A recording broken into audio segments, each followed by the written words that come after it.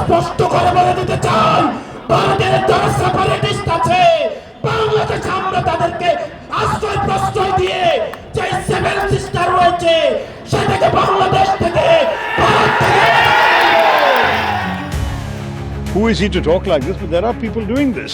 ইনকিলাব মঞ্চের মুখপাত্র শরীফ ওসমান হাদির ওপর হামলার ঘটনায় অভিযুক্তদের ভারতে আশ্রয় দেওয়ার প্রতিবাদে আয়োজিত এক কর্মসূচিতে গত ১৫ ডিসেম্বর বক্তব্য রাখছিলেন এনসিপি দক্ষিণাঞ্চলের মুখ্য সমন্বয়ক হাসনাত আব্দুল্লাহ। সেখানে বাংলাদেশের অভ্যন্তরীণ অস্থিতিশীলতা সৃষ্টি ও নির্বাচন বানচালের ষড়যন্ত্রকারীদের ভারতে আশ্রয় দিচ্ছে এমন অভিযোগ তুলে ভারতের উত্তর পূর্বাঞ্চলীয় সেভেন সিস্টার রাজ্যগুলোকে আলাদা করে দেওয়ার হুঁশিয়ারি দেন তিনি।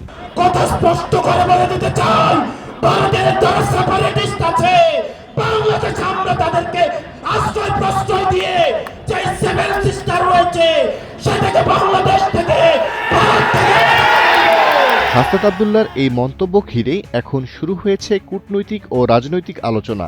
এই বক্তব্যের কঠোর নিন্দা জানিয়ে প্রশ্ন তুলেছেন ভারতের সাবেক কেন্দ্রীয় মন্ত্রী ও প্রভাবশালী কংগ্রেস নেতা শশী থারুর। একটি সংবাদ সম্মেলনে শশী থারুর বলেন, তিনি ভারতের উত্তর পূর্বাঞ্চলীয় ৭টি রাজ্যকে আলাদা করে দেওয়ার কথা বলছেন। এই ধরনের কথা বলার তিনি কে? থারুর আরও বলেন, ভারত সবসময় বাংলাদেশের শান্তি, স্থিতিশীলতা ও গণতন্ত্রকে সমর্থন দিয়ে আসছে।